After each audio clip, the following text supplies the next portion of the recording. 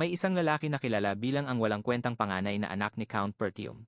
Hindi siya kayang pasunurin, isang swordmaster na nakakulong lang sa kanyang kwarto. Isa siyang lalaki na tila nawawala na sa sarili. Ghislaine Pertium ang pangalan niya, habang nanginginig sa sakit, pinag-iisipan ng isang lalaking naka-armor ang katotohanan ito. Pinag-iisipan niya ang katotohanan na natalo siya sa isang basurang tao na gaya ni Ghislaine. Hindi niya lubos maisip na siya ang pinakamagaling na knight sa Hilaga. Hindi siya makapaniwala na matatalo siya sa isang taong katulad niyon. Sa tabi ng knight, makikita natin ang mga bangkay ng iba pang mga knight. Habang nanginginig ang lalaki sa sakit, may lumapit sa kanya. Tinanong siya nito kung ang paligid ba ay komportable at mainit. Sinabi niya sa knight na gumastos siya ng malaking pera para lang gawin ang mga patibong na iyon. Ang lalaking nagsasalita ay isang knight na may suot na magandang armor. Mayroon siyang magandang armor at isang napakalaking palakol. Gamit ang malamig na tingin, tinanong ng lalaki ang knight kung gusto ba nito ang lugar. Nagnitngit sa galit ang knight nang marinig ito. Hindi siya makapaniwala na ang isang basurang tao, tulad ni Ghislaine ay nagawang-gawan siya ng patibong. Tinanong niya si Ghislaine kung alam ba nito ang kanyang plano noon pa man. Lumapit ang ating bida sa knight at sinabing alam niya ang lahat. Ipinaliwanag niya sa lalaki na alam niya kung ilan sila, kung sino ang mga espiya, at kung sino ang nagpadala ng mga dagdag na sundalo para tulungan ito. Sa isang malamig na tingin, sinabi ni Ghislaine sa lalaki na alam niya ang lahat ng ito. Ang knight ay tila sumasayaw lang sa palad ng ating bida. Hindi matanggap ng kawawang lalaki ang realidad na ito. Sinabi niya kay Ghislaine na noon pa man ay isa na siyang nakatagong alas. Nilakasan ng knight ang kanyang boses at tinanong ang ating bida kung paanong ang isang walang kwentang bastardo na tulad niya ay nalaman ang mga nangyayari. Bago pa man siya matapos magsalita, ginamit ni Ghislaine ang kanyang binti para sipain ang mukha ng lalaki. Sinabihan niya itong tumahimik na lang. Tinanggal ng ating bida ang kanyang helmet at sinabi sa lalaki na maaari pa rin silang sumubok na sumakop. Ipinaalam niya sa lalaki na siya ang mananalo. Sinabi niya sa lalaki na mananalo siya sa digmaang ito at maging sa susunod pa. Pagkatapos niyon, tinanong ng ating bida ang knight kung alam ba nito ang dahilan. Tinanong niya kung alam ba nito ang dahilan kung bakit siya ang laging mananalo. Nang may ngiti sa kanyang mukha, ibinunyag ni Ghislaine na nasa kanya ang lahat ng mga plano. Nagbago ang eksena at dinala tayo sa isang taon ang nakalipas. Napunta tayo sa kampo ng mga sundalo sa kaharian ng Luania malapit sa Pertim Estate. Nakita nating nagising si Ghislaine sa loob ng isa sa mga tolda. Nagulat ang ating bida na buhay pa siya. Mabilis niyang hinawakan ang kanyang leeg. Inilagay niya ang kanyang kamay sa leeg para kumpirmahin ito. Sigurado si Ghislaine na nasa ibang lugar siya kanina lang. Naalala niya ang nangyari kanina. Isang knight ang nagpatalsik ng espada sa kanyang kamay. Dumura ng dugo ang ating bida nang umatake ang knight na iyon. Nang matumba ang ating bida sa kanyang mga tuhod, sinabi ng knight na may pulang buhok at gininto ang armor na tapos na ang lahat para kay Ghislaine. Si Ghislaine ang Mercenary King at isa sa 7 pinakamalakas na lalaki sa buong kontinente. Nang may ngiti, sinabi ng knight na tapos na ang digmaan. Ang lalaking ito ay kabilang din sa 7 pinakamalakas sa kontinente. Kilala siya bilang ang marangal na knight na si Eden. Itinutok ni Eden ang kanyang espada kay Ghislaine at tinanong kung mayroon ba siyang huling habilin. Sinabi ng ating bida na pinagsisisihan niyang hindi niya natapos ang kanyang paghihiganti. Habang humihingal ng malalim, sinabi ni Ghislaine sa kanya na sana ay mamatay rin ito. Ngumiti si Aiden nang marinig ito at tinawag siyang isang mayabang na bastardo. Sinabi niya kay Ghislaine na hindi niya inaasahan na siya pala ang panganay na anak ng bumagsak na pamilya ng Pertium. Ipinaalala niya sa ating bida na iniwan nito ang kanyang pamilya, matapos mamatay ang kanyang kapatid na babae. Nagulat si Ghislaine nang marinig ito. Tinanong niya si Aiden kung paano nito nalaman ang tungkol doon gayong galing ito sa ibang kaharian. Sinabihan siya ng marangal na knight na huwag nang magulat. Ibinunyag niya sa kanya na marami siyang alam tungkol dito dahil minsan siyang nagsumikap para tuntunin siya. Nang may masamang ngiti sa kanyang mukha, ibinunyag ni Eden na nakipagtulungan sila sa pamilya Delin para pabagsakin ang kanyang pamilya. Nagulat ang ating bida nang malaman na may iba pang mga taong sangkot sa pagbagsak ng kanyang pamilya maliban kay Duke Delin. Inilapit ni Eden ang kanyang espada sa leeg ni Ghislaine. Sinabi niya rito na hindi na niya kailangang malaman pa ang iba dahil mamamatay din naman siya. Sinabihan niya ang ating bida na tanggapin na lang ang kanyang kapalaran. Nainis si Ghislaine at sinabi sa lalaki na hinding-hindi niya ito mapapatawad. Walang pakialam si Eden dito. Pinugutan niya ng ulo si Ghislaine sa isang bagsakan lang. Nagbago ang eksena at bumalik tayo sa kasalukuyan. Lumapit si Ghislaine sa isang bariles na may tubig. Gusto niyang makita kung ang ulo ba niya ay nakakabit pa sa kanyang leeg. Hindi maunawaan ng ating bida ang nangyayari. Nagtaka siya kung naghahalusinasyon lang ba siya. Napansin niyang mas bata ang hitsura niya ngayon. Tumingin sa paligid si Ghislaine, nag-isip siya kung binihag ba siya at ginawang labrat ng ilang mga mage. Nangako ang ating bida sa kanyang sarili na pagsisisihin niya ang mga mayayabang na bastardong iyon sa pagpiling panatilihin siyang buhay.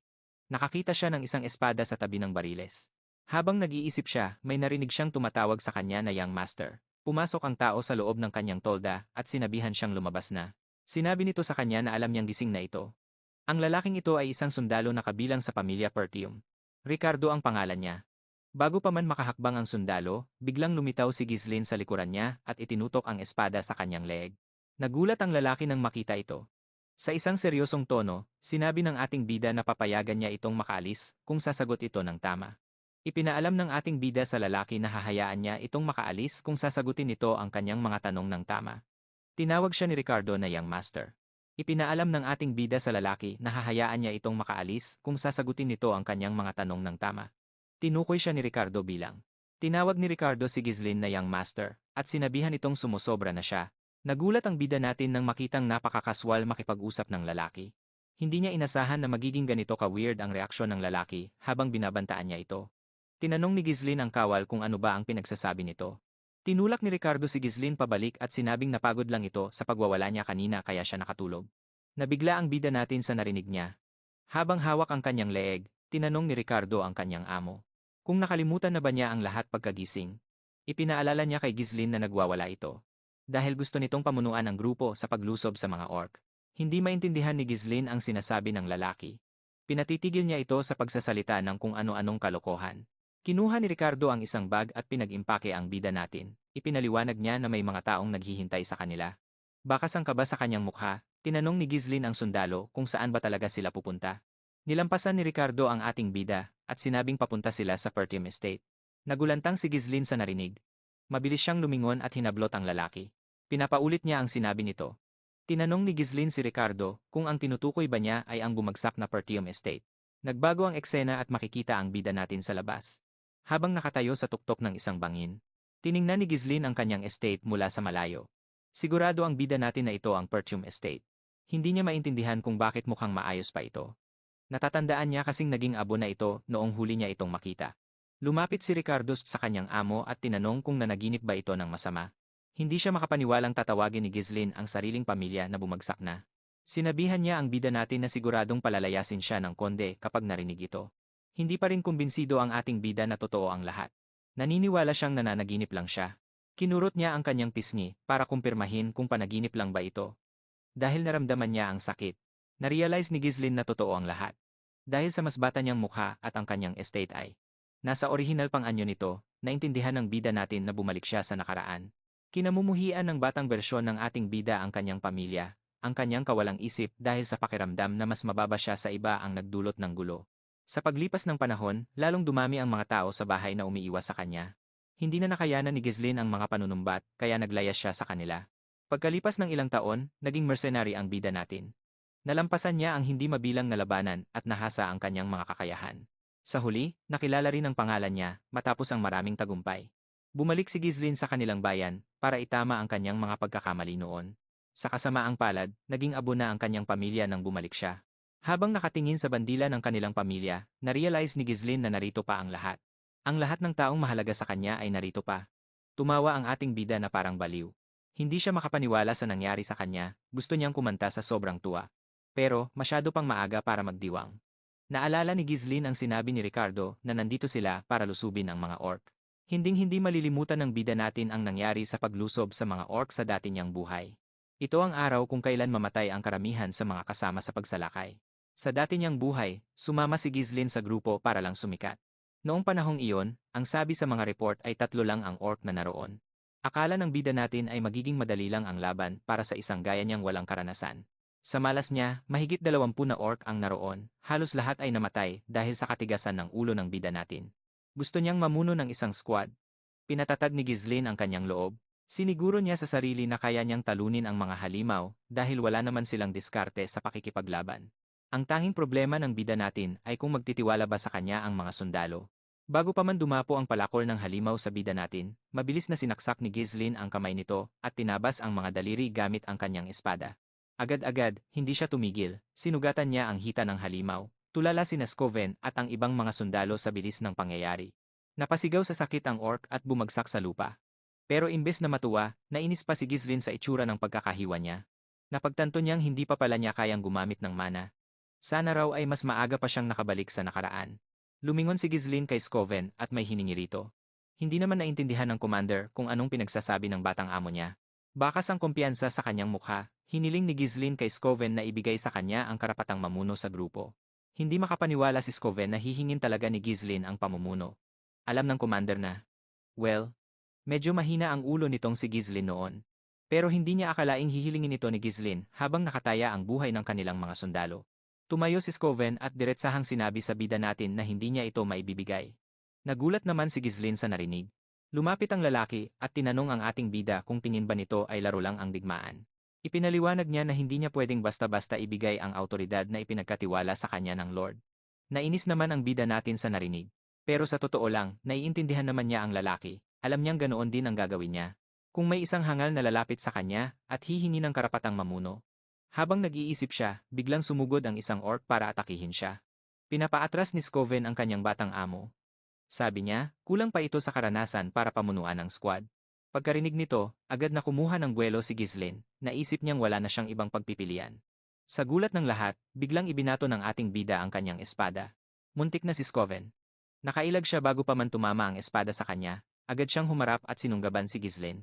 Tinanong niya ito kung bakit siya inatake. Pero bago pa makasagot ang bida, may narinig ang commander. Mabilis siyang lumingon. At doon, nakita niya ang espada ni Ghislaine, nakatarak mismo sa gitna ng ulo ng halimaw. Ni hindi man lang nakasigaw ang orc.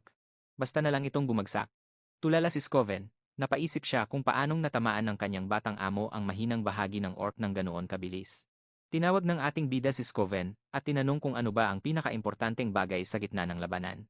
Sinabi niya sa commander na walang pag-asang manalo sa laban kung ang mga sundalo ay nilalamon na ng takot. Sakto sa sinabi niya, makikita ang panginginig ng mga sundalo tuwing sumisigaw ang mga orc. Ngumiti si Ghislaine at sinabing kailangan nilang makuha ang momentum. Matapos itong sabihin, mabilis na sumugod pasulong ang ating bida. Binunot niya ang kanyang espada mula sa ulo ng orc at tumalon sa mismong gitna ng kawan ng mga halimaw. Lumapag ang bida natin sa isa sa mga halimaw at agad itong sinaksak sa ulo. Gulat na gulat ang mga sundalo sa nasaksihan nila. Habang nakatayo sa ibabaw ng ulo ng orc, sumigaw ng pagkalakas-lakas si Ghislaine. Hinamon niya ang lahat ng halimaw na sugurin siya. Sinigawan niya ang mga ito na uubusin niya silang lahat. Agad namang nabaling ang atensyon ng mga orc kay Ghislaine. Tinabas ng ating bida ang tiyan ng unang dalawang orc at pinutol naman ang kamay ng pangatlo. Habang pinapanood ang mga nagliliparang ulo ng mga orc, napaisip si Scoven kung nananaginip lang ba siya. Kahit pag gumagamit siya ng mana, nahihirapan siyang lumaban ng ganoon. Pero heto ang kanyang payat na batang amo, pinagpipira-piraso ang mga halimaw. Napansin agad ng commander na pagod na ang bida natin, pero sa kabila nito, gumagamit si Ghislaine ng napakaliit na galaw para lang makailag sa mga atake. Ginagamit niya ang kanyang espada para tamaan ang mga mahihinang parte ng orc. Napagtanto ni Scoven na lumalaban si Ghislaine na parang isang bihasang swordmaster, kahit walang mana. Inasar pa ng ating bida ang mga halimaw, at sinabing hindi pa raw siya nag-iinit. Habang lumalayo, sinabihan ni Ghislaine ang mga orc na hindi sila nababagay sa reputasyon nila bilang mga mandirigma. Nagulat si Ricardo nang makitang lahat ng orc ay humahabol sa kanyang amo. Napansin naman ng isa pang sundalo na tumatakbo palayo ang ating bida. Kahit na puro pang-aasar ang ginagawa ni Ghislaine, tinawag pa rin ni Ricardo ang kanyang commander. Hindi naman maunawaan ni Scoven kung anong tumatakbo sa isip ni Ghislaine. Sa tingin niya, matalinong hakbang ang ginawa ng bida na kunin ang atensyon ng lahat ng orc para lumayo sa grupo. Pero hindi maintindihan ng commander kung bakit sa direksyong iyon tumatakbo si Ghislaine. Sigurado siyang ang daang iyon ay papunta sa dulo ng bangin. Nang maisip niya ito, may napagtanto si Scoven. Naintindihan na niya ang plano ng bida natin. Agad niyang inutusan ang kanyang mga sundalo na bumuo ng shield wall. Sinabi niyang susunod sila sa bida natin. Pagdating sa dulo ng bangin, naisip ni Ghislaine na kung talagang mahusay na commander si Scoven, tiyak na maiintindihan nito ang kanyang plano. Sinasangga ng ating bida ang mga atake ng mga halimaw habang naghihintay kay Scoven. Mas gusto sana ni Ghislaine na ubusin ang mga orc ng mag-isa. Pero hindi na kaya ng bagsak niyang stamina. Ngumiti ang ating bida at sinabi sa sarili na sapat na ang kanyang nagawa. Pagkasabi niya nito, may narinig ang mga orc na paparating sa kanilang likuran. Paglingon nila, nandoon na ang commander. Ang iba pang mga sundalo ay bumubuo na ng shield wall habang mahigpit na hawak ang kanilang mga sibat. Napangiti si Ghislaine perpekto. Sa isang iglap, tumalon ang ating bida sa bangin. At agad na nag-utos si Scoven sa kanyang mga sundalo na itulak ang mga orc pababa ng bangin. Lumapit ang mga sundalo sa mga orc at sinaksak ang mga ito gamit ang kanilang mga sibat habang sumisigaw ng pagkalakas-lakas. Matagumpay na naitulak ng mga sundalo ang mga orc sa bangin, nalaglag ang mga orc sa lupa at dumanak ang dugo sa buong paligid. Nagulat ang mga sundalo sa kanilang nagawa. Hindi sila makapaniwala na napatay nila ang lahat ng mga orc. Agad nilang niligpit ang mga halimaw. Pumunta si Scoven sa gilid ng bangin at tinawag ang kanyang batang Panginoon. Sa gulat ng lalaki, ibinaon pala ni Ghislaine ang kanyang espada sa bangin at mahigpit na kumapit habang hinihingal ng malalim. Ngumiti ang ating bida kay Scoven. Nakahinga ng maluwag ang kumander nang makita si Ghislaine. Inabot niya ang kanyang kamay at pinakiusapan nitong humawak. Sa kasamaang palad, mahina ang stamina ng ating bida. Unti-unting lumuwag ang kanyang kapit bago pa man maabot ni Ghislaine ang kamay ng kumander. Napabitaw siya sa espada at nahulog. Shock ang mga sundalo pati na si Scoven sa nakita nila. Nagbago ang eksena at makikita natin ang isang taong tumatawag kay Ghislaine. Agad na nakilala ng ating bida ang boses na ito. Tinawag niya ang batang babae na nagngangalang Elena. Naalala ng ating bida kung paano umiyak ang bata noong mamatay ang kanilang ina. Kung paano siya pasalamatan nito noon sa pagtulong sa kanya. Naalala rin niya kung paano sinabi ng kanyang kapatid na kinamumuhian siya nito. Nagulat si Ghislaine na makita ang mga alaala ni Elena, habang nag-iisip siya, may humablot sa kanya. Ang taong iyon ay wala palang iba kundi si Elena. Sinabi ng bata sa kanyang kuya na gusto niyang sumama rito. Nang marinig ito, idinilat ni Ghislaine ang kanyang mga mata. Nakita niya ang sarili sa isang silid. May tela sa kanyang ulo. Masaya si Ghislaine na makitang nailigtas siya ng mga sundalo. Nagtaka siya kung bakit ganoon ka-weird ang kanyang panaginip. Nang iangat ng ating bida ang kanyang ulo, nakaramdam siya ng sakit sa buong katawan. Narealize ni Ghislaine na nararanasan niya ang epekto ng pagpilit sa kanyang katawan hanggang sa limitasyon nito. Habang nanginginig ang ating bida sa sakit, may pumasok sa kwarto. Isang katulong na may puting buhok ang natuwang makitang gising na ang ating bida. Nagulat si Ghislaine nang makita ang babaeng nagngangalang Belinda. Ipinatong ng katulong ang dalang balde sa mesa at sinabi sa kanyang amo na sobrang nag-alala siya rito. Ipinaalala niya kay Ghislaine na sinabihan niya itong hayaan na lang ang mga sundalo ang gumawa ng lahat. Sa gulat ni Belinda, bigla siyang niyakap ni Ghislaine. Nagulat ang babae rito. Tinanong niya ang kanyang amo kung may nagawa ba siyang mali. Sinabi ng ating bida sa babae na masaya lang talaga siyang makita ito. Si Belinda ang personal na tutor ni Ghislaine. Bata pa lang siya, si Belinda na lang ang tanging nanatili sa tabi niya sa kabila ng kanyang mga kalokohan. Pero matapos mawasak ang pamilyang Pertium, nawala si Belinda. Hindi na siya muling nakita pa ng ating bida. Tinanong ni Belinda ang kanyang amo kung bakit ito masaya gayong araw-araw naman silang nagkikita. Naniwala si Ghislaine na kailangan niyang sabihin sa kanyang katulong ang totoo. Pinakiusapan niya ang babae na makinig ng mabuti sa kanya. Ibinunyag niya rito na isang malaking sakuna ang malapit ng tumama sa kanilang pamilya.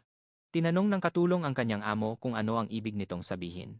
Gamit ang seryosong tingin, sinabi ni Ghislaine sa babae na namatay na siya at muling nabuhay.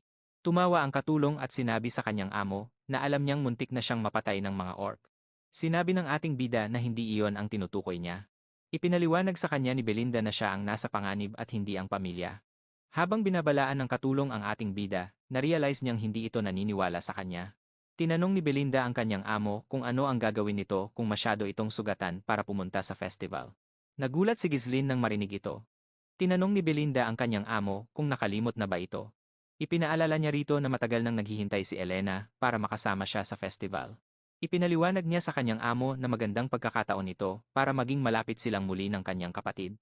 Habang tinitingnan ang litrato nilang magkapatid, naalala ni Ghislaine na laging may festival sa ganitong panahon ng taon.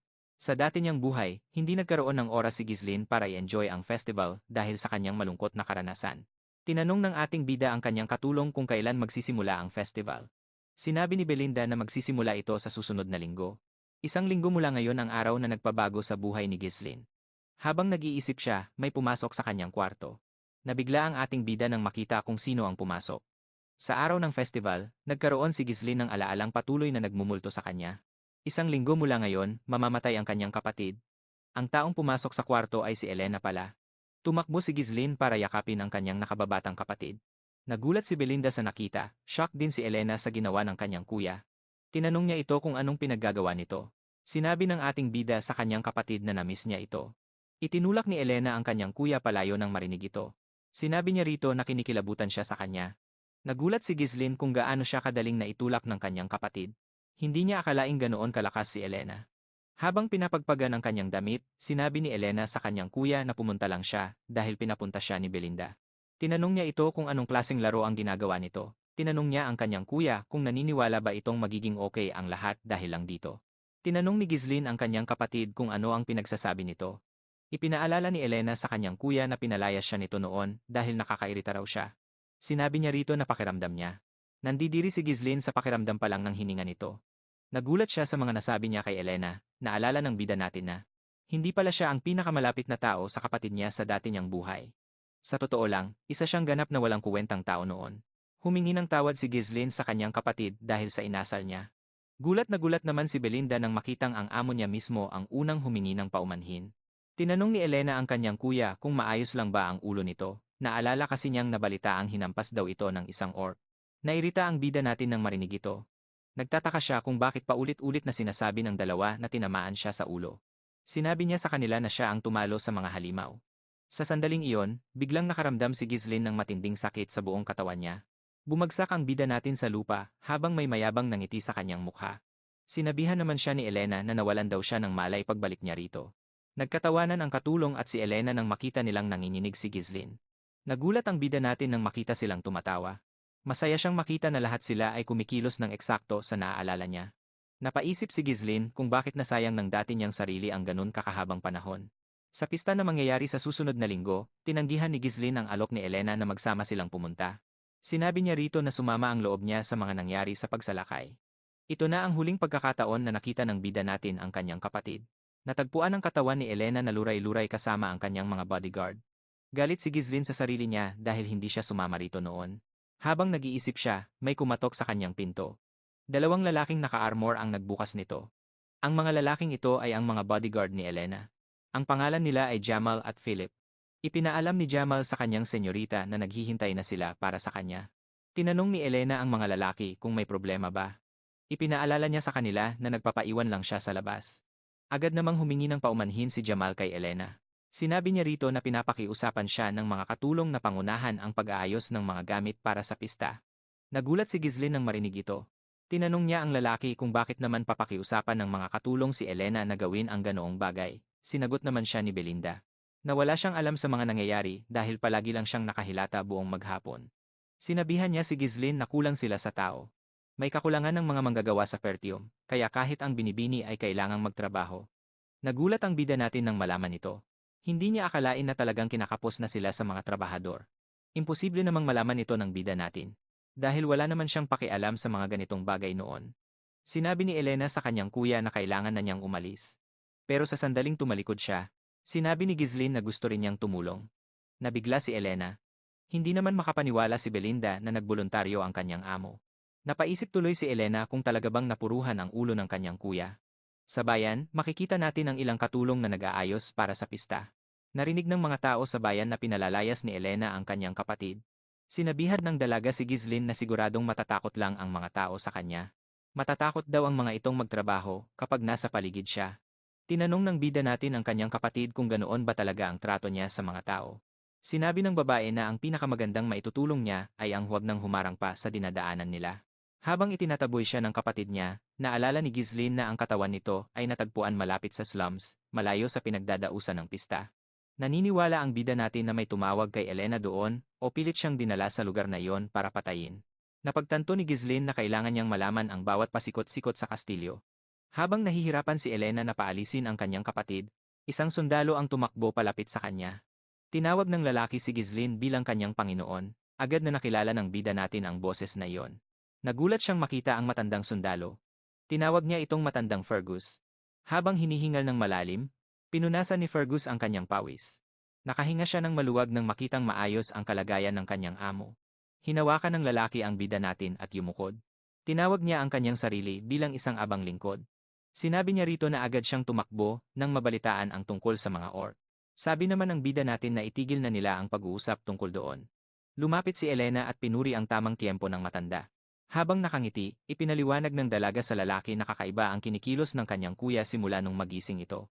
Nakiusap siya kay Fergus na ihatid na si Ghislaine sa kwarto nito. Agad namang pumayag ang matanda. Nairita naman dito si Ghislaine. Nakita niya kung paano nagiging sagabal ang reputasyon niya bilang isang basag ulo. Naisip ng bida natin na kailangan na niyang sumuko muna at maghanap ng ibang paraan. Nagpasya siyang alamin pa ang tungkol sa kastilyo. Nang sumunod na linggo, kinuwento ni Ghislaine sa matanda ang tungkol sa isang abandonadong bukid. Nakiusap siya rito na dalhin siya sa training field. Nagulat si Fergus nang marinig ito. Tinanong niya ang kanyang amo kung bakit. May seryosong tingin sa kanyang mukha, sinabi ni Ghislaine sa matanda na gusto niyang magsanay. Gulat na gulat si Fergus sa kanyang narinig. Nagbago ang eksena at makikita nating dumating ang bida natin at ang matanda sa training ground. Namangha si Ghislaine nang makita ang lugar. Mas maayos ang kondisyon nito kaysa sa inaasahan niya. Kahit ang mga armas ay nasa mabuting kalagayan, ang lugar na ito ay isang perpektong lokasyon. Tamang-tama ang lugar na ito para magsanay ang bida natin. Wala pang nakikitang ganito si Ghislaine noong mercenary pa lang siya. Inamin ni Fergus na pinapanatili nilang maayos ang lugar sakaling maisipan niyang gamitin ang pasilidad, sinabi ng matanda kay Ghislaine. Na palagi siyang naniniwala na ang mga pinagdadaanan nito noon ay pansamantala lamang. Napagtanto ng bida natin na ang lalaki ay ginawa ito ni Ghislaine sa dati niyang buhay.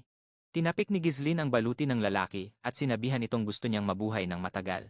Inamin niya kay Fergus na napakasama ng pakiramdam ng mamatay. Nagulat ang matanda nang marinig ito. Pinakiusapan niya ang kanyang batang Panginoon na magpaliwanag. Tinanong niya ito kung bakit siya nagsasalita na tila ba naranasan na niya ang mabuhay at mamatay. May kumpiyansang ngiti sa kanyang mukha nang sumagot si Ghislaine.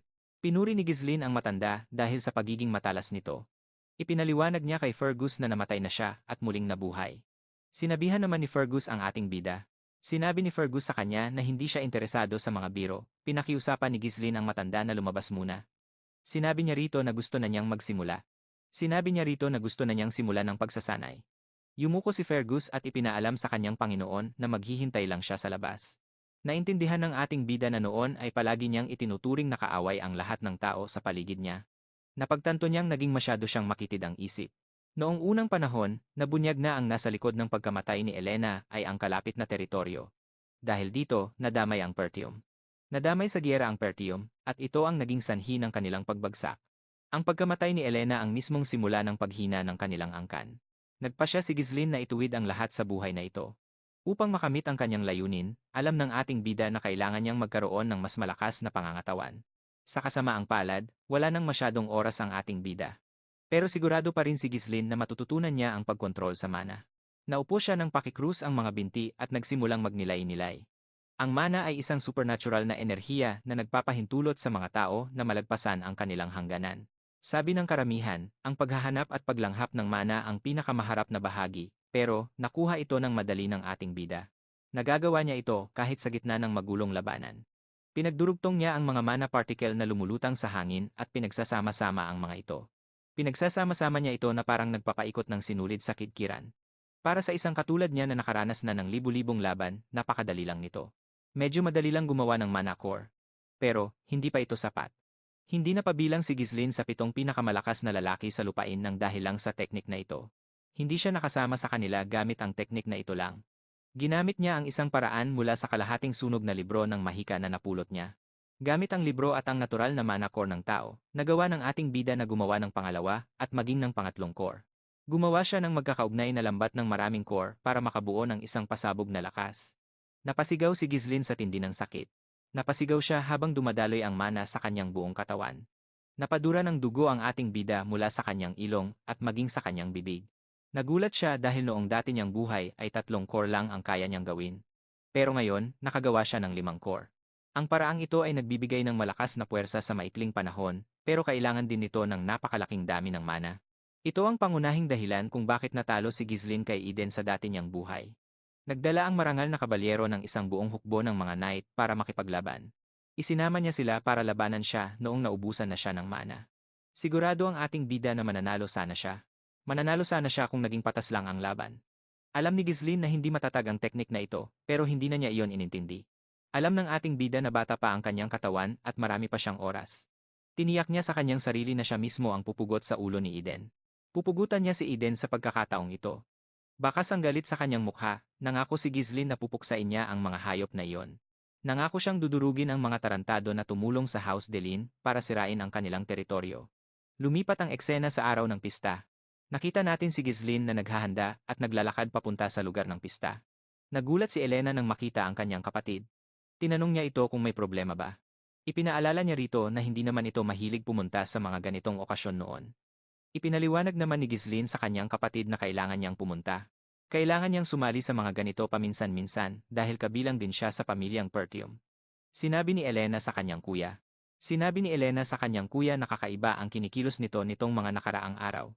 Ibinahagi niya rito na nabalitaan niyang nag-e-ensayo ito. Nabalitaan niyang buong linggo itong nagsasanay. Habang bakas ang kaba sa kanyang mukha, nagpaliwanag si Ghislaine sa kanyang kapatid.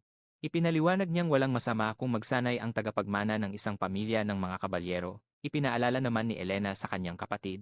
Ipinaalala niya rito na wala naman itong pakialam sa mga ganoong bagay noon. Ipinaalala rin niya na sinabi nito noon na nakakairita ang kanilang ama. Sinabi rin daw nito noon na hindi na siya makapaghintay na maging Panginoon.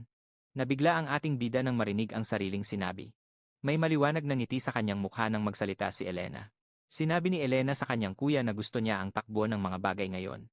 Pakiramdam daw niya ay bumalik na ang dati nitong ugali. May napagtanto si Ghislaine nitong nakaraang linggo. Dahil nagbago ang kanyang mga kilos, nagbabago rin ang pagtanggap sa kanya at ang kanyang kinabukasan. Habang nag-iisip, nakita ng ating bida si Belinda na binibigyan ng utos ang mga bodyguard ni Elena. Pinagsabihan niya ang mga ito na gumawa ng sariling paraan para sa mga problema. Sinabihan niya silang ayusin agad kung gagawa man ng gulo si Ghislaine. Ipinaliwanag niya sa kanila na hindi nila kayang magkaroon ng anumang aberya. Hindi sila pwedeng magkaproblema lalo na't maraming bisita sa paligid. Sinabi ng dalawang lalaki sa babae na handa na sila. Sinabi ng mga lalaki sa kanya na maaari siyang magtiwala sa kanila. Kahit na pareho lang ang takbo ng mga pangyayari, nahihirapan pa rin si Ghislaine. Mahirap para kay Ghislaine na tantiyahin ang epekto ng kanyang mga kilos sa maliliit na pangyayari. Trabaho na niya ang gamitin ng maayos ang impormasyong hawak niya. Alam ni Ghislaine na kailangan niyang tumugon ng tama sa bawat sitwasyon. Sinundan ng ating bida ang kanyang kapatid sa buong pagdiriwang ng pista.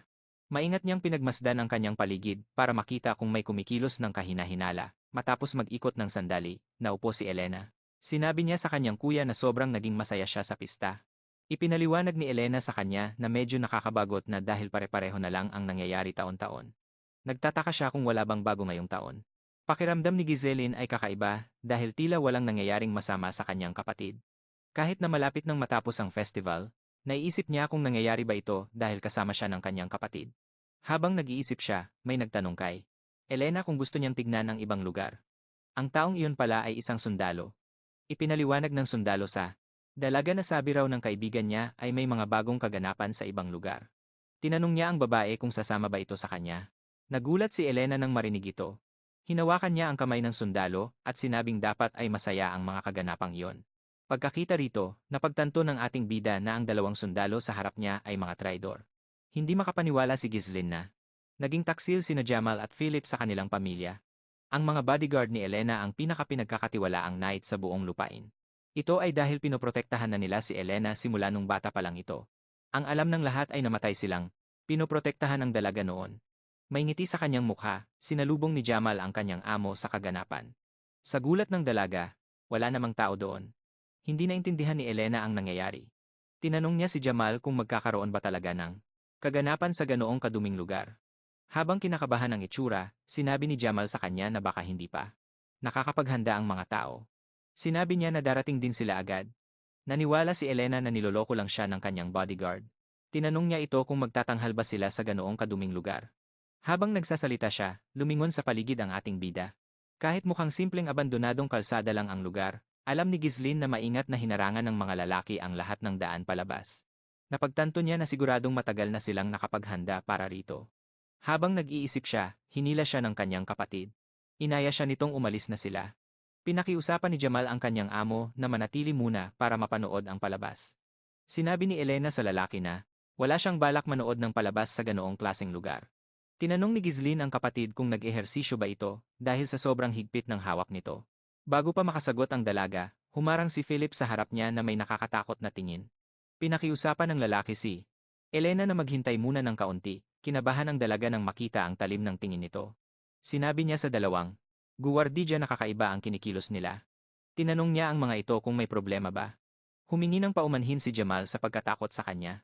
Gamit ang nakakapangilabot na tingin, sinabi ng lalaki sa kanyang amo na may dumating na magandang alok sa kanila. Nagulat si Elena nang makarinig tungkol sa isang alok. Noong sandaling sinabi ito ni Jamal, 3 lalaki ang pumasok sa lugar. 2 sa kanila ay nakasuot ng purong itim. Ang isa namang lalaki, na mukhang pinuno nila, ay nakasuot ng asul na coat at asul na sombrero. Ang pangalan ng lalaking ito ay Frank. Pinuri ni Frank ang mga lalaki dahil sa maayos nilang trabaho. Lumapit si Jamal sa lalaki. Sinabi niya rito na dinala nila ang kanilang Amo, gaya ng ipinangako. Sinabi niya kay Frank na dito na nagtatapos ang usapan nila. Napansin ni Frank na kasama rin si Ghislaine ni Elena. Sinabi niya kay Jamal na hindi naman niya ipinag-utos na isama ang ating bida. Habang nanginginig sa takot, kumapit si Elena sa kanyang kapatid. Nakangiti pa ang hayop, inihayag ni Jamal sa lalaki na ibibigay niya si Ghislaine ng libre. Sinabi niya na sumunod lang. Ang ating bida ng parang tanga, nang hindi alam na ito na pala ang magiging libingan niya. Tinanong ni Ghislaine si Jamal kung naniniwala ba talaga ito. Na makakatakas siya matapos silang ipagkanulo. May mayabang na itsura, sinabihan ni Jamal ang ating bida na sarili na lang ang alalahanin. Sinabi niya na pwede lang silang tumakas sa malayong lugar. Ipinaliwanag niya sa ating bida na siya, at ang kanyang kaibigan ay, sawang-sawa na at pagod na sa mahirap na lupaing ito na laging ginugulo ng mga barbaro. Sinabi niya kay Ghislaine na, marami ring iba ang umaalis sa county. Noong sandaling sinabi niya ito, biglang sumugod si Ghislaine at inatake siya. Madaling hiniwa ng ating bida ang armor nito sa isang saksak lang. Nagulat ang lahat sa nakita, nawasak ang katawan ni Jamal. Sinabi ng ating bida sa lalaki na ang mga taong umalis ay hindi kailanman nagtangkang magtaksil. Pagkasabi nito, agad siyang humarap kay Philip. Tinanong niya ito kung may mali ba sa sinabi niya. Mabilis na hinablot ng knight si Elena, tinawag niyang tanga si Jamal dahil hindi siya makapaniwalang ang isang knight ay matatalo ng isang baguhan lang. Bago pa mahugot ng tangang ito ang kanyang espada, ibinato ni Ghislaine ang kanyang espada diretso sa noo nito. Hindi man lang naintindihan ng lalaki ang nangyari, bumagsak siya sa lupa at agad na namatay. Mabilis na tumakbo si Elena sa kanyang kapatid. Tinanong ng isa sa mga lalaking nakaitim ang kanyang boss kung si Ghislaine ba talaga ang kaharap nila. Sinabi ng kabilang lalaki kay Frank na ang ating bida ay wala namang kahit anong karanasan sa totoong labanan o formal na pagsasanay. Sinabi ni Frank sa mga lalaki na sigurado siyang si Ghislaine ang kaharap nila. Kahit nabigla sila, hindi makapaniwala si Frank na napatay ng ating bida ang dalawang knight sa isang iglap gamit ang mga atake. May halong mana. Habang nanginginig, hininga ni Elena ng paliwanag ang kanyang kapatid sa nangyayari. Agad-agad pagkatapos niyang magtanong, hinampas ng ating bida ang leeg nito at pinatulog ang dalaga. Maingat niya itong inilapag sa lupa at sinabihang magpahinga muna ng kaunti. Noong ginawa niya ito, nagpasalamat si Frank sa kanya dahil pinadali nito ang trabaho nila. Sinabi niya kay Ghislaine na malayo. Ito sa mga nababalitaan niya. Inamin niya rito na plano talaga nilang dispatsahin sina Jamal at Philip pagkatapos ng lahat. Hinihitit ng lalaki ang kanyang pipa at tinanong ang bida natin kung itinatago ba nito ang kanyang tunay na kakayahan. Binunot naman ni Ghislaine ang kanyang espada mula sa ulo ni Philip. Tinanong niya si Frank kung bakit ito interesado sa kanyang abilidad. Matamang pinagmasdan ng ating bida ang mga kalalakihan. Para sa kanya, wala lang ang mga lalaking nakaitim, pero iba si Frank. Ang lakas ng mana na inilalabas nito ay nasa ibang antas talaga. Naisip ni Ghislaine na kailangan niyang tapusin ang laban ng mabilis. Inilabas niya ang kanyang mana at naglabas ng ilang mga PC. Bago sumabak sa bakbakan, tinanong muna ng bida natin ang mga lalaki kung sino ang nag-utos sa kanila. Sinagot lang siya ni Frank na wala nang silbi ang impormasyon para sa isang bangkay. Sinabi niya na hindi na kailangan ng isang patay na tao ang impormasyong iyon. Alam na ni Ghislaine na hindi basta-basta sasagot ang mga lalaking ito sa kanya. Pumorma siya ng panlaban at sinabi sa mga lalaki na mapipilitan din silang ilabas ang katotohanan mamaya. Isang tauhan ni Frank ang nagtanong sa kanya. Tinanong siya ng isa sa mga tauhan ni Frank kung dapat na ba nilang pugutan ng ulo si Ghislaine, pero ang utos ng lalaki sa kanyang tauhan ay huliing buhay ang ating bida. Gusto niyang baliin ang lahat ng buto nito hanggang sa mabaliw ito sa sakit. May nakakatakot na ngiti sa labi, sinabi ni Frank na dapat sumigaw si Ghislaine. Kailangan daw nitong sumigaw sa sobrang hapdi para maging maganda ang kalalabasan ng kanyang anyo. Pagkarinig nito, agad na sumugod ang dalawang lalaki para umatake. May dinukot si Ghislaine sa kanyang bulsa at ibinato ito sa isa sa mga lalaki. Nagulat ang lalaki nang makitang isa pala itong paputok. Sa sandaling nawala ang konsentrasyon nito, mabilis na lumapit si Ghislaine at sinaksak ito sa ulo. Tinawag naman ito ng isa pang lalaki na isang mababaw na laro lang. Mabilis niyang inatake ang ating bida. Ginamit ni Ghislaine ang kanyang espada sa likuran para harangin ang pagsugod nito. Habang nakadikit, ipinulupot ng bida natin ang kanyang kamay sa espada. Ginamit niya ang sariling espada para tamaan ang kamay ng lalaki. Bago pa man makakilos ang lalaki, pinugutan na siya ni Ghislaine. At sa mismong sandaling iyon, sumugod na rin si Frank para umatake. Naharangan ng ating bida ang atake gamit ang isa pa niyang espada. Nagulat si Frank sa kanyang nakita. Hindi siya makapaniwalang nasalagang atake niya. Hindi siya makapaniwalang nagawang harangin ni Ghislaine ang kanyang atake sa ganoong posisyon. Sigurado siyang perpekto ang kanyang patalikod na pagsugod. Mabilis na itinulak ni Ghislaine ang espada ng lalaki pababa at tumayo. Nagawa niyang sugatan ng malinis ang leeg ni Frank. Nalaglag sa lupa ang pipa ng lalaki. Sa gulat ng ating bida, umatake pa rin si Frank habang ginagamitan ng mana ang kanyang leeg. Inamin ni Frank kay Ghislaine na nagulat din siya. Sinabi niya sa ating bida na kung hindi sapat ang kanyang mana, siguradong naputol na ang leeg niya. Nagulat si Ghislaine nang makitang buhay pa si Frank, matapos ang taga sa leeg nito. Napagtanto niya agad na itinuon ng lalaki ang kanyang mana sa parteng iyon. Naisip niyang itinuon ng lalaki ang mana sa paligid ng leeg para mabawasan ang pinsala. Pumorma si Frank, at ngumiti ng nakakapangilabot. Sinabi ng lalaki sa bida natin na hindi niya alam kung saan ito natutunan ang kakaibang estilo ng pag-eespada. Nangako siya kay Ghislaine na mamamatay ito. Itinulak ni Frank paurong ang ating bida, at sinabing hindi siya nito matatalo gamit ang mahinang mana lang. Tiniyak niya kay Ghislaine na dito na ang huling hantungan nito. Sa gulat ng lalaki, ngumiti lang si Ghislaine nang marinig ito. Hindi maintindihan ni Frank kung bakit nagagawa pang ngumiti ng bida natin. Itinulak ni Ghislaine ang espada ng lalaki palayo para mawala ito sa balanse, at agad-agad, ginamit niya ang kanyang binti para sipain si Frank ng malakas. Mabilis na umatras si Frank matapos matanggap ang sipa. May mayabang na tingin, ipinaalala ni Frank sa ating bida na walang silbi ang mga atake nito. Sinabi niyang hindi tatalab ang mga atake nito dahil sa kakarampot nitong mana, pero pagkasabi nito, biglang sumuka ng dugo si Frank. Napaluhod siya sa lupa at nagsimulang umubo ng malubha. Hindi maunawaan ng lalaki kung anong nangyayari. Napagtanto niya na ang atake ni Ghislaine ay mas malakas kaysa kanina. Imposibleng mabasag ang kanyang panangga o enhancement. Dahan-dahang lumapit ang ating bida sa lalaki, ibinunyag niya na hindi niya akalain na may makikita siyang tunay na salarin sa pagkamatay ng kanyang kapatid. May nakakatakot na tingin sa kanyang mukha, inilabas niya ang kanyang ikatlong core at sinabihan si Frank na maghanda na. Nagulat ang lalaki sa kanyang nakita. Hindi siya makapaniwalang biglang tumaas ng husto ang mana ng ating bida. Bago pa man siya makapag-isip, nasa harap na niya agad si Ghislaine. Namangha siya sa sobrang bilis ng bida natin ngayon. Mas naging mabagsik ang atake ni Ghislaine sa assassin. Kahit nahaharangan ni Frank ang mga atake, ramdam na ramdam niya ang bigat ng bawat hampas. Hindi na nagpigil pa si Ghislaine. Hindi na maunawaan ni Frank ang mga nangyayari, namamanhid na ang kanyang mga kamay sa kakablock. Habang tinitingnan ang kanyang espadang malapit ng masira, ipinaalala ng lalaki sa sarili na karaniwang may limitasyon ang epekto kapag naglalabas ng mana. Pero iba ang kaso ni Ghislaine. Ngayon lang nakarinig si Frank ng paraan na nagpapataas ng mana sa ganoong kabilis at pasabog na paraan. Para bang naging ibang tao ang ating bida. Habang sinusubukan ni Frank na ayusin ang kanyang porma, biglang sumugod papasok si Ghislaine. Ginamit ni Ghislaine ang kanyang espada para durugin ang sandata ng lalaki. Agad siyang nagpakawala ng isang mabigat na tama sa katawan nito. Nagnitnit ang kanyang mga ngipin habang ibinabaon ang espada sa katawan ni Frank. Napasigaw sa sobrang sakit ang assassin. Bago pa man ito makasigaw ulit, hinawakan ni Ghislaine ang kanyang lalamunan at isinandig siya ng malakas sa pader. Habang nakahawak pa rin sa kanyang espada, sinabi ng bida natin sa lalaki na kailangan nilang ituloy ang kanilang pag-uusap kanina. Inutusan niya si Frank na sabihin kung sino ang nag-utos ng asasinasyon, pero tila walang balak sumagot ang lalaki kay Ghislaine. Naglabas siya ng isang maliit na patalim at sinabi sa sarili na hindi siya susuko ng ganoon lang. Nagpasya siyang isama na rin si Elena sa kanyang kamatayan. Bago pa man maibato ng lalaki ang kanyang, sa pag-unday ng espada, biglang may mga sinulid na humuli sa kamay niya. Ang bida natin pala ang naglabas ng mga sinulid na iyon. Inaya niya ang lalaki na makipagkasundo sa kanya. Gamit ang malamig na titig sa kanyang mga mata, binalaan ni Ghislaine ang lalaki na huwag gumawa ng anumang kalokohan. Sabi niya, ibabalik niya ang kanyang espada sa kaluban nito. Nagulat si Frank nang makitang gawa pala sa mana ang mga sinulid na iyon.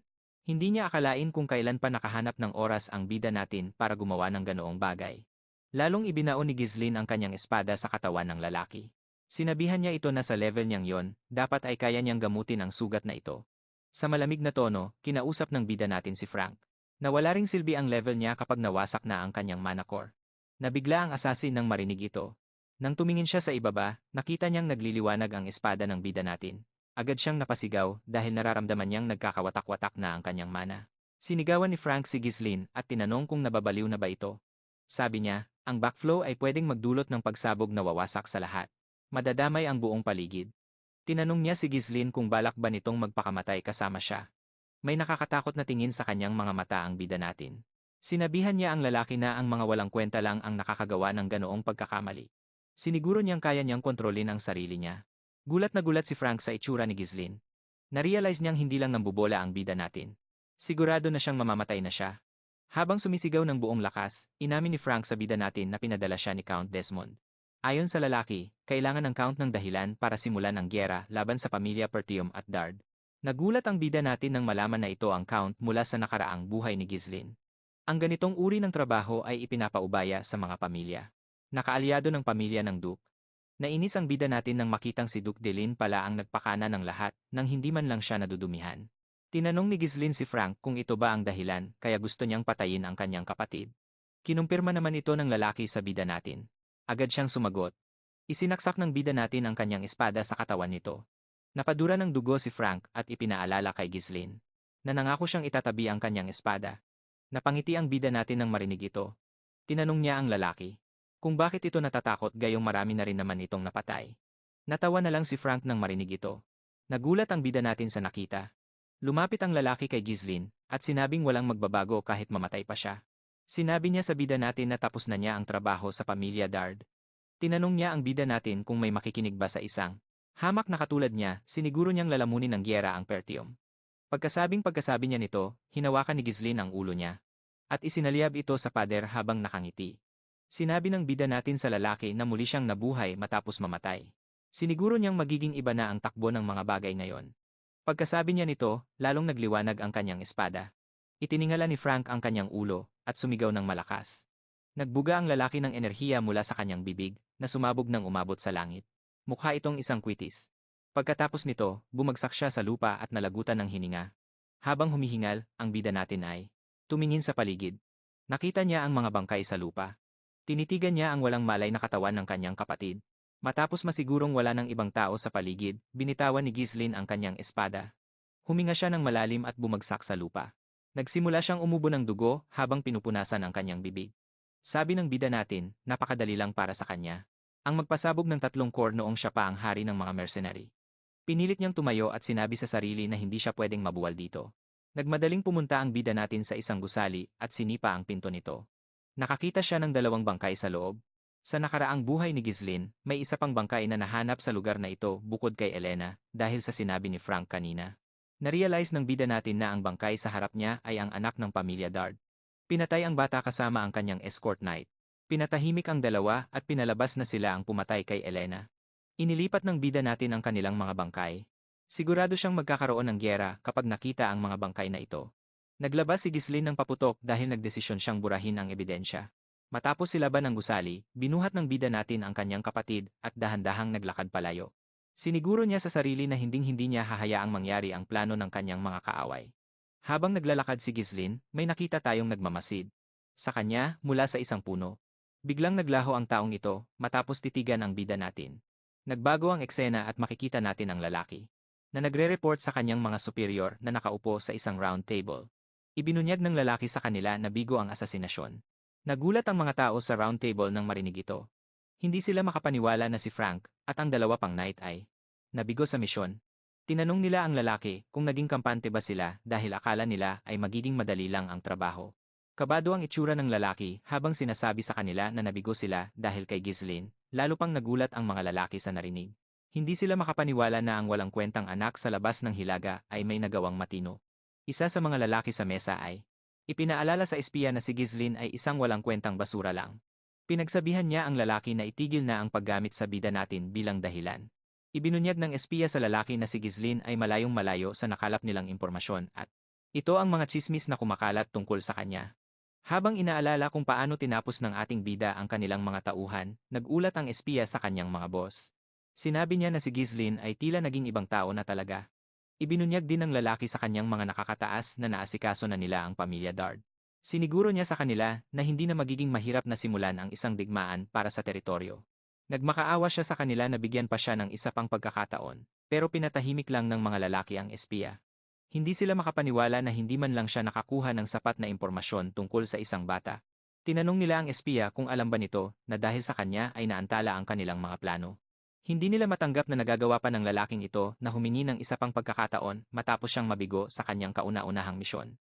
Dahil dito, nag-utos ang mga miyembro ng grupo na iligpit na ang espiya. Sa sandaling sinabi nila ito, isang taong nakaupo sa trono ang nagsabing masyado silang maingay. Tinanong ng lalaki ang espiya kung anong klaseng pagkakataon ba ang gusto nito. Siniguro naman ng espiya sa lalaki na kaya niyang dispatsahin si Ghislaine. Tinanong siya ng lalaki kung paano niya ito balak gawin. Ibinunyag ng espiya sa misteryosong lalaki na gagawa siya ng paraan para mangyari ang isang tunggalian sa natural na paraan. Sinabi niya sa lalaki na mayroon na siyang nasa isip na gagawa nito. Tinanong naman siya ng mga lalaking nasa mesa kung sino ang balak niyang piliin. Ibinunyag ng lalaki sa kanila na balak niyang piliin si Kane Lewis. Ang taong ito ay sikat dahil sa kanyang estilo ng pakikipag-eskrima na nakabase sa lakas. Sa kabila ng kanyang murang edad, siya ang simbolo ng purong lakas. Siniguro ng espiya sa kanyang mga amo na walang sinuman sa Hilaga ang makakatumbas sa lakas ni Cain. Ayon sa lalaki, pinsan ni Ghislaine si Cain, kaya hindi mahirap na pagharapin ang dalawa para sa isang duel. Gamit ang kanyang malamig na titig, binalaan ng misteryosong lalaki ang kanyang tauhan na wala na itong makukuhang pagkakataon pagkatapos nito. Siniguro naman ng espiya sa lalaki na hindi niya ito bibiguin. Lumipat ang eksena sa bulwagan ng pagsasanay ng pamilya Pertium. Pumasok si Fergus sa silid at sinabihan ang kanyang amo na oras na para kumain. Pagkasabi niya nito, may nakita siyang bagay na mabilis na lumilipad patungo sa kanya. Ikinabit ng ating bida ang kanyang thread o sinulid sa isang espada na malapit sa lalaki. Ipinulupot niya ang thread sa espada, at ginamit ito para hilahin ang sandata palapit sa kanya. Maingat na iginalaw ni Ghislaine ang kanyang espada. Gusto niyang makita kung gaano kadaling kontrolin ang thread na ito para sa kanya. Habang iwinawasiwas ang kanyang espada, nakita ng ating bida ang matandang lalaki. Lumapit si Fergus sa kanyang amo at humingi ng paumanhin sa pag-abala sa kanyang pagsasanay. Tinanong niya ang kanyang amo kung paano nito nagawang mahila ang espada. Ipinakita naman ni Ghislaine sa lalaki ang thread. Sinabi niya sa kanyang kabalyero na ang teknik na ito ay tinatawag na mana thread. Isa itong paraan ng paggamit ng mana bilang isang manipis na tali. Sa nakaraang buhay ng ating bida, palagi niyang ginagamit ang teknik na ito, pero sa kasalukuyan niyang antas, kailangang pasabugin ni Ghislaine ang kanyang core para magamit ito gaya ng dati dahil kulang pa siya sa mana. Ang tanging paraan para magamit ng ating bida ang mana habang gumagamit ng mga thread ay ang paggawa ng mas kaunting bilang nito. Nagulat ang matanda nang makita ang teknik ng kanyang amo. Noon pa man ay niniwala na siya na maayos niyang nasanay ang kanyang mana, pero hindi pa siya nakakakita ng ganito. Hindi alam ni Fergus kung paano nagawang malikha ng kanyang amo ang ganitong klaseng teknik gamit ang mana. Sigurado siyang wala namang kahit anong kasanayan si Ghislaine, at matagal na itong hindi nag-e-ensayo. Tinanong ng ating bida ang lalaki kung may kailangan ba ito sa kanya. Sinabi ni Fergus sa kanyang amo na dumaan lang talaga siya para may sabihin. Yumukod siya at nagpasalamat kay Ghislaine dahil sa pagliligtas nito sa kanyang nakababatang kapatid. Nagulat ang ating bida nang makitang nagpapasalamat sa kanya ang matanda. Sinabi niya rito na ginawa lang niya ang dapat niyang gawin. Pagkatapos noon, niyaya niya si Fergus na sumabay na sa kanyang kumain. Makalipas ang ilang araw, itinigil muna ang pista. Inaasahan na ito dahil isang kabalyero ang nagtangkang itakas at ibenta ang batang binibini. Sa loob ng kastilyo, makikita nating nagrereklamo si Elena sa kanyang kuya. Sinabi niya rito na walang naniniwala sa kanya kapag sinasabi niyang iniligtas siya nito. Nakiusap siya sa kanyang kuya na magsalita naman sa mga tao, pero siniguro ni Ghislaine sa kanya na ayos lang yon. Sinabi niya sa kapatid na wala ring maniniwala sa kanya kahit magsalita pa siya. Nainis naman si Belinda nang marinig ang sinabi ni Elena. Galit na galit siya nang malaman niyang sinubukan siyang kunin ni Jamal at Philip. Naniniwala siya na balak ng mga kabalyero na angkinin si Elena para sa kanilang sarili. Sinabi niya sa kanyang amo na noon pa man ay alam na niyang mga bastos ang dalawang lalaking iyon. Masaya naman si Ghislaine na makitang ligtas ang kanyang kapatid. Kahit na napigilan niya ang pagsiklab ng digmaan, alam ng ating bida na hindi basta-basta susuko ang kanilang mga kaaway. Alam ni Ghislaine na hindi niya sila mapipigilan ng mag-isa habang buhay. Naisip niya na kailangan niyang palaguin ang sarili niyang puwersang militar. Habang nag-iisip siya, isang katulong ang pumasok sa silid. May dala itong kariton na naglalaman ng kanilang pagkain.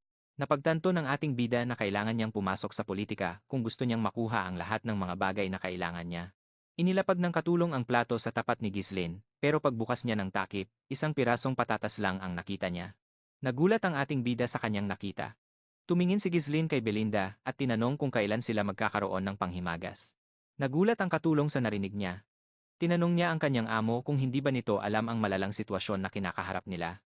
Sa sandaling sinabi niya ito, may narinig ang ating bida na sumisigaw sa labas ng kastilyo, nabigla siya nang marinig ang taong yon. Sa tarangkahan ng kastilyo, makikita ang isang matabang lalaki na may balbas na nanginhingi ng bayad pinsala sa pamilya, Pertium, para sa mga nasira nila. Ang lahat ng ito ay dahil sa pagkansela ng festival, hindi lang ang matabang lalaking iyon ang nagrereklamo tungkol dito. May iba pang mga lalaki na humihingi rin ng bayad pinsala. May hawak silang mga pitchfork at pinapalabas nila si Ghislaine at ang kapatid nito. Sinisigawan nila ang dalawa na itigil na ang paglustay sa kanilang pera. Nagmakaawa naman ang mga gugwardidya sa mga tao na kumalma habang nakatingin ang ating bida sa labas ng bintana. Hindi niya maintindihan ang nangyayari. Sinabi naman ni Belinda sa kanyang amo na alam na niyang mangyayari ang ganito. Ipinagtapat niya kay Ghislaine na ang kanilang nasasakupan ay puno ng mga negosyante na umaasa lang sa kikitain mula sa festival. Maganda ang kinita nila noong nakaraang taon.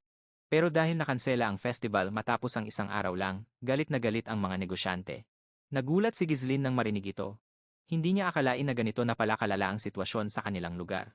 Umiwas ng tingin ang ating bida sa bintana. Napagtanto niya na kailangan niyang pigilan ang mga negosyante. Sigurado siyang lalong magiging agresibo ang mga ito kapag wala siyang ginawa. Tinanong ni Ghislaine si Fergus kung ano ang ginagawa ng mga sundalo. Inutusan niya itong pababain ng mga sundalo para paamuhin ang madla, pero inamin ni Fergus sa ating bida na wala na silang kahit isang sundalo. Hindi makapaniwala si Ghislaine sa kanyang narinig. Ipinaliwanag ng matanda na karamihan sa kanilang mga sundalo ay naipadala na sa malayo. Ipinadala sila sa kagubatan ng mga halimaw para sa muling pagtatayo matapos ang pagsalakay ng mga orc. Nairita si Ghislaine nang marinig ito. Ang Pertium ay tila walang katapusang nakikipagdigma dahil sa mga barbaro sa Hilaga. Sa kabilang panig naman ay ang kagubatan ng mga halimaw. Anumang oras ay pwedeng sumulpot ang mga halimaw mula sa lugar na iyon. Hindi lubos maisip ni Ghislaine na wala na silang pera at wala pa silang mga sundalo. Hinila niya si Belinda sa tabi at sinabing kailangan nilang mag-usap. Ipinaalala niya rito na ito ang namamahala sa kanyang pera. Inutusan niya itong gamitin ang kanyang pera para pakanayahin ang mga negosyante. Pero sinabi ni Belinda sa kanyang amo na wala na siyang natitirang pera kahit 5 duling. Tinanong siya ng ating bida kung ano ang dahilan. Ipinaalala ng katulong sa kanyang amo na tinigilan na ng Count ang pagbibigay sa kanya ng baon. Ito ay dahil nilulustay niya noon ang pera na parang tubig lang. Hindi makapaniwala si Ghislaine na wala na siyang pera. Pinakiusapan niya si Belinda na pahiramin muna siya. Pero sinabi ng katulong na wala rin siyang hawak na cash ngayon. Nagbago ang eksena at makikita natin si Ghislaine na nakatingin sa bayan mula sa kanyang bintana. Hindi siya makapaniwala sa napakasamang sitwasyon nila. Napaisip siya kung ano pa ba ang natitira sa kanila. Alam ng ating bida na wala siyang magagawa kung wala siyang pondo. Kahit alam pa niya ang mangyayari sa hinaharap, wala itong silbi kung wala siyang pera. Napagtanto ni Ghislaine na kailangan muna niyang humanap ng mapagkakakitaan. Nag-isip siya kung mayroon bang kahit ano sa kanilang lupain na pwedeng makapagpabago ng kanyang kalagayan. Habang nag-iisip siya, biglang pumasok si Ricardo sa kanyang silid. Nagulat ang ating bida nang makita ang sundalo na hingal na hingal. Tinanong niya ito kung bakit siya nagmamadali. Bakas ang pag-aalala sa kanyang mukha nang sabihin ni Ricardo sa kanyang amo na may problema. Sinabi niya na gustong siyang makita ni Cain. Nagulat si Ghislaine nang marinig ito. Muling nagbago ang eksena at makikita natin si Scoven na hirap huminga. Bugbog sarado ang mukha ng lalaki. Habang sinusubukan niyang tumayo, binigyan siya ng kanyang kalaban ng isang napakalakas na suntok sa mukha. Sinuntok din ng taong iyon ang kanyang chest plate. Tumagos ang atake sa suot niyang armor at napuruhan ang commander sa kanyang dibdib. Sa tindi ng tama, bumagsak siya sa lupa. Sa pintuan naman ng bar, makikita nating dumating si Ghislaine. Nakita ng ating bida ang pagbagsak ng commander sa sahig. Tinawag ni Scoven ang kanyang batang amo nang makita ito. Nainis ang ating bida sa kanyang nakita. Binati naman ni Cain si Ghislaine. Nang iangat ng ating bida ang kanyang ulo, isang malaking bata ang tumambat sa kanya. May ngiti sa kanyang mga labi habang binabati ni Cain ang kanyang pinsan. Pinagmasdang mabuti ni Ghislaine si Cain. Agad niyang naalala ang mukha ng bata. Si Cain ang tagapagmana ng Lois County. Ito ang county na kaalyado ng kanyang pamilya. Sa panahong ito, si Cain ang tanging kaibigan at kaaway ni Ghislaine. Habang nanginginig si Scoven sa sahig, bumaba naman si Cain sa hagdan. Inutusan ni Ghislaine si Ricardo na ipaliwanag sa kanya ang nangyayari. Ayon sa sundalo, pumunta sila sa tavern dahil nakatanggap sila ng ulat tungkol sa isang gulo. Pagdating nila sa tavern, natagpuan nila si Cain kasama ang kanyang escort knight. Agad silang nakilala ng mayabang na bata. Tinanong niya sila kung totoo ba ang mga balibalita tungkol kay Ghislaine. Ipinaliwanag naman ni Scoven ang mga detalye ng mga sabi-sabi sa bata. Bago pa matapos ang pagsasalita ng lalaki, hinablot ni Cain ang kanyang bibig habang may nakakatakot na ngiti sa mukha. Sinabihan niya si Scoven na itigil ang pagsisinungaling sa tagapagmana ng Lois County. Dito na nagsimulang bugbugin ng hambog na ito ang commander. Inutusan ni Cain si Ricardo na ikwento ang nangyari. Ayon sa bata, sinabi sa kanya ng commander na tinalo raw ng ating bida ang isang orc. Sinabi pa nitong ginawa niya ito gamit lang ang kanyang mga kamay at kinalaban ng mga taksil na escort knight kahit kailanman ay hindi siya nag-ensayo sa buong buhay niya. Sinabi ni Cain kay Ghislaine na kailangan lang niyang bigyan ng kaunting wake-up call ang commander para matauhan ito. May nakakatakot na ngiti sa kanyang mukha nang sabihin ni Cain kay Ghislaine na hindi sana mangyayari ang lahat ng ito kung hindi lang ito nagsinungaling. Agad na naintindihan ng ating bida kung bakit nandoon ang mayabang na batang iyon. Ganito pala kung umasta ang bugok na to. Naalala niya na laging tinituring ni Cain si Ghislaine na parang tau-tauhan lang niya. Tuwing bibisita ang mayabang na batang yan sa Pertium, palagi na lang siyang nanggugulo. Kahit anong gulo pa ang gawin ni Cain, walang makapagsalita dahil sa totoo lang, sunod-sunuran lang sa kanya si Ghislaine. Sa buong county, walang sinumang nangangahas na maliitin si Cain. Kabaligtaran ni Ghislaine na laging mababa ang tingin sa sarili, pinupuri ng lahat ang kumpiyansa at katapangan ni Cain. Ito ang mga katangiang dapat mayroon ang isang tagapagmana. At dahil dito, mas lalong pinipintasan ng mga tao si Ghislaine. Napangiti ang bida natin nang maalala niya ito. Nagulat naman si Cain nang makita siyang biglang nakangisi. Hindi niya inasahan ang ganitong reaksyon.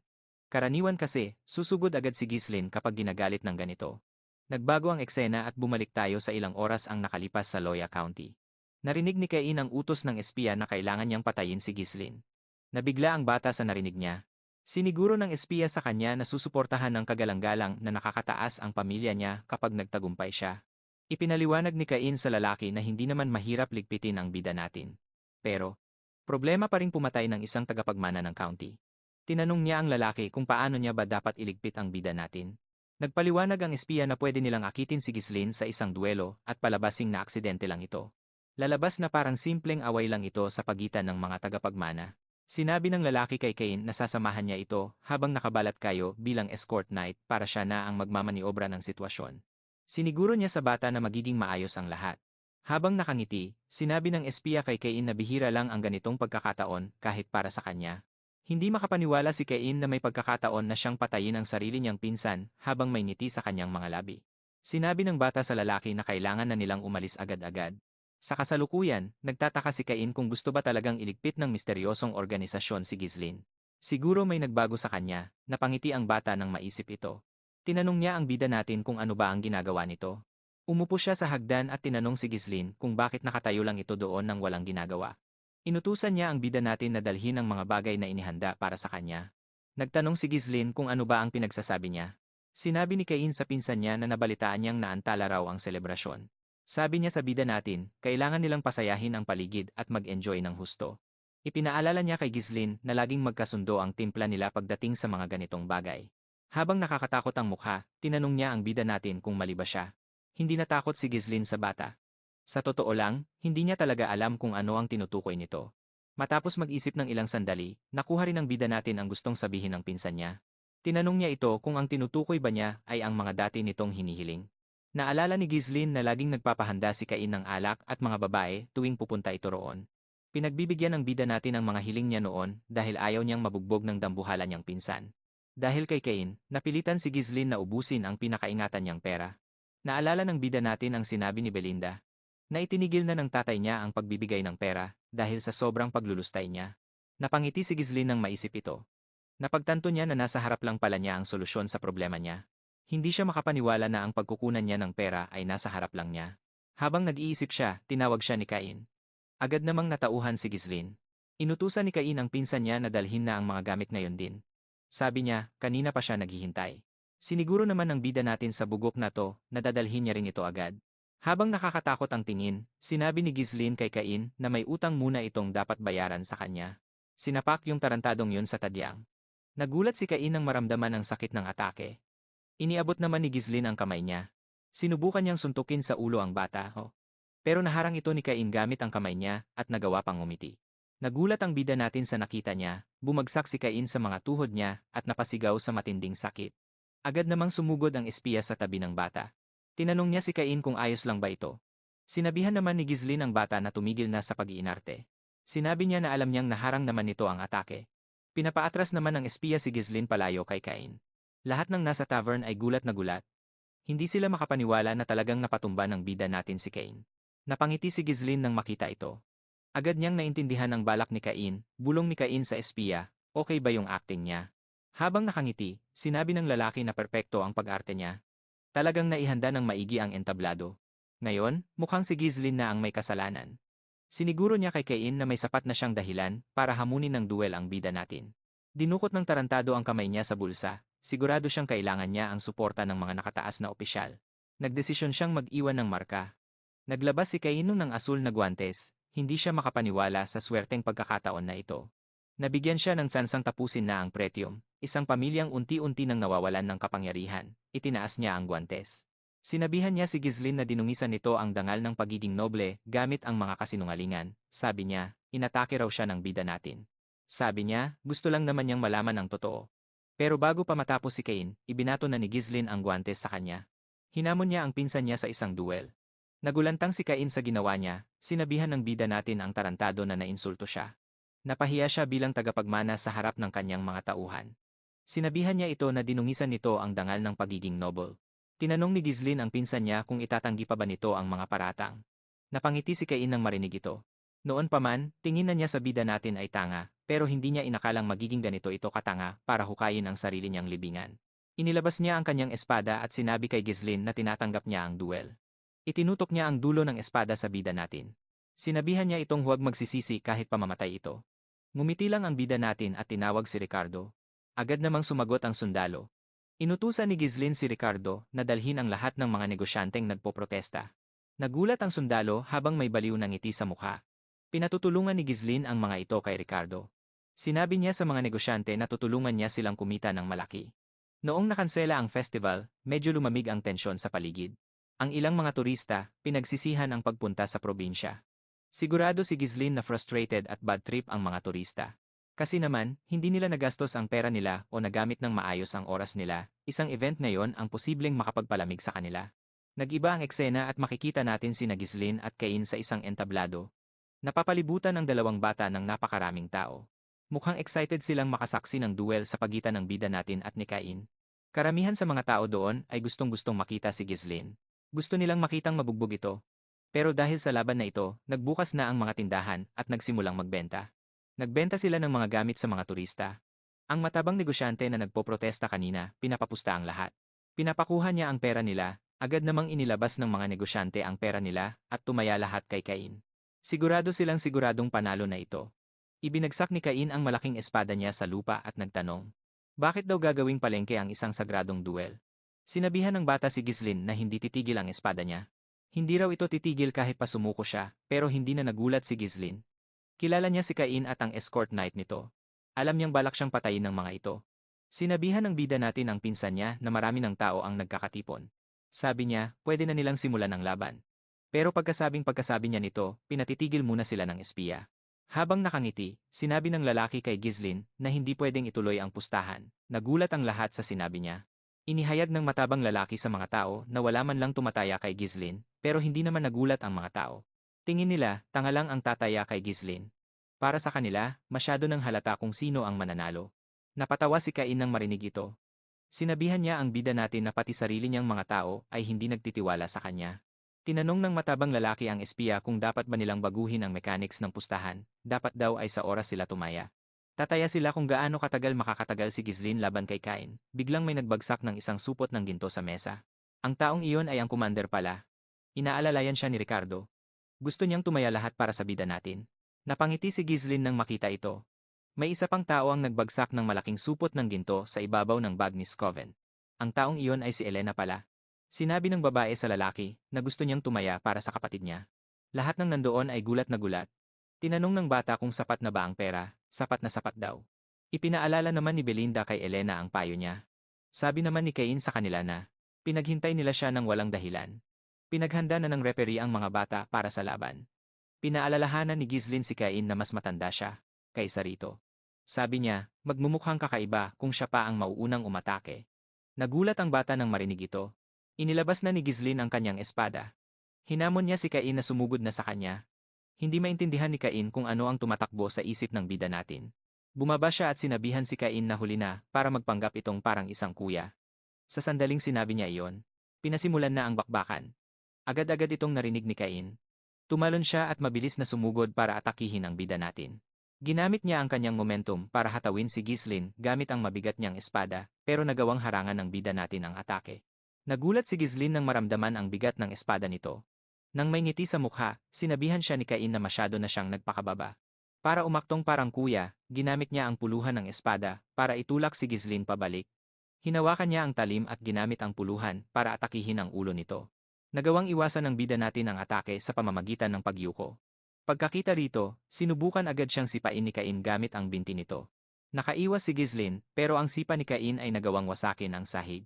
Gulat ang lahat nang masaksihan ang lakas ni Cain. Hindi sila makapaniwala na hindi man lang niya binigyan ng pagkakataon ang bida natin na makaganti. Nang may mayabang na mukha, ang unggas na to, ay ngumiti sa bida natin. Hindi inasahan ni Ghislaine na magiging ganito siya kayabang. Nagsimulang magpanik si Belinda matapos makita ang lakas ni Kane. Hinawakan niya si Elena at sinabing kailangan na nilang itigil ang laban. Ngumiti lang ang espiya nang marinig ito. Alam niyang huli na ang lahat. Kahit sino pa ang kalaban, terjebak na sila sa sandaling magdesisyon silang magtagpo ang kanilang mga espada. Nalulunod ang kalaban sa sobrang lakas niya at makakain sila ng isiping wala nang